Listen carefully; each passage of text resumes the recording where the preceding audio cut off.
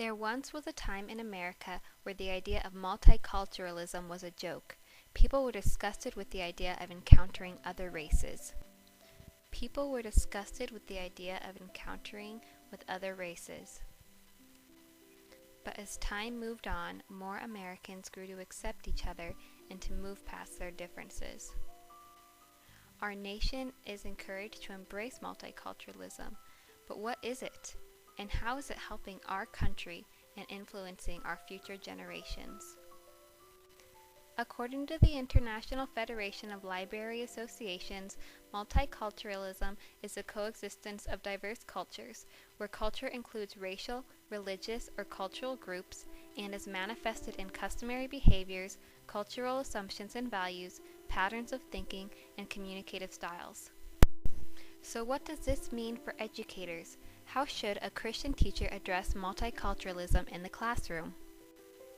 Through my research on multiculturalism, I found my own answer to this question and have decided that teachers should have knowledge on the different cultures and spread that knowledge to their students. However, that does not mean that they need to be tolerant or accept the idea of coexisting. Christian educators should use their knowledge of other cultures as a tool to help themselves grow in their relationship with God and to help the students seek out truth by teaching them the different beliefs of other cultures as well as our own. As Salter stated in his article, multiculturalism did start out as a good idea. Here are some positive aspects of having a multiculturalistic attitude. According to Banks and Banks, multiculturalism encourages equity pedagogy. This involves encouraging students to construct and share ideas. Research has found that a classroom climate is altogether more positive when a teacher is supportive. A supportive climate reduces defensiveness and allows students to focus on the content and structure of the message. Therefore, the teacher is giving their students the opportunity to give their input and ideas about a subject, and the teacher is understanding of what the student has to say. Therefore, multiculturalism does have good ideas on how to successfully lead a classroom in reference to being a supportive teacher. In contrast to the supportive classroom climate is the defensive classroom climate. A defensive classroom climate interferes with the communication process and creates an atmosphere in which the sharing of ideas is stifled. An example of a defensive climate would be a teacher that is acting superior to the class, or the teacher is very strict and does not allow anything to go out from order. This type of climate often makes students feel uncomfortable to share thoughts or ideas with the classroom, which is something we as teachers should be encouraging.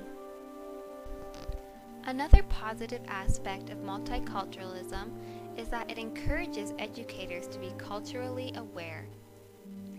By becoming more aware, a teacher is growing in knowledge.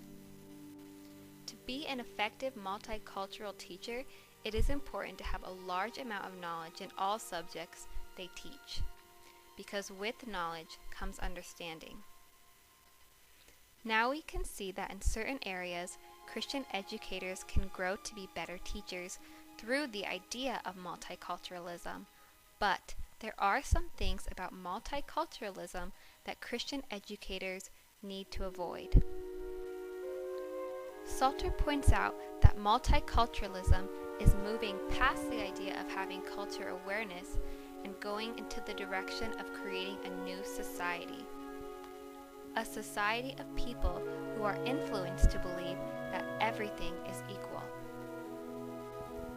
Children should learn how to critically evaluate cultures, but if we grow a society in which children learn only to accept everything as equal, then children aren't learning morals and lessons. If we give children the idea that everything is equal, then we are telling them that there is no right and no wrong. It is wrong to say that all religions are equal, because they are not. Christianity is the only true answer. God's plan in Christianity is like a masterpiece. When someone tries to imitate a masterpiece, it is never as good as the original. No matter how hard people try, they can never perfectly recreate the original masterpiece.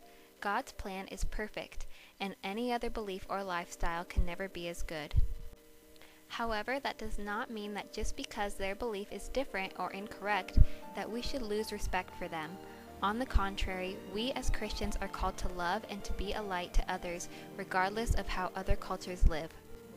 Christian educators need to see that they are called to love and to serve, expecting nothing in return, so that they can be an example to their students and help their students to see the love of God as they teach. 1 John 4:10-11 says it best. "And this is love, not that we have loved God, but that He loved us, and sent His Son to be the propitiation for our sins.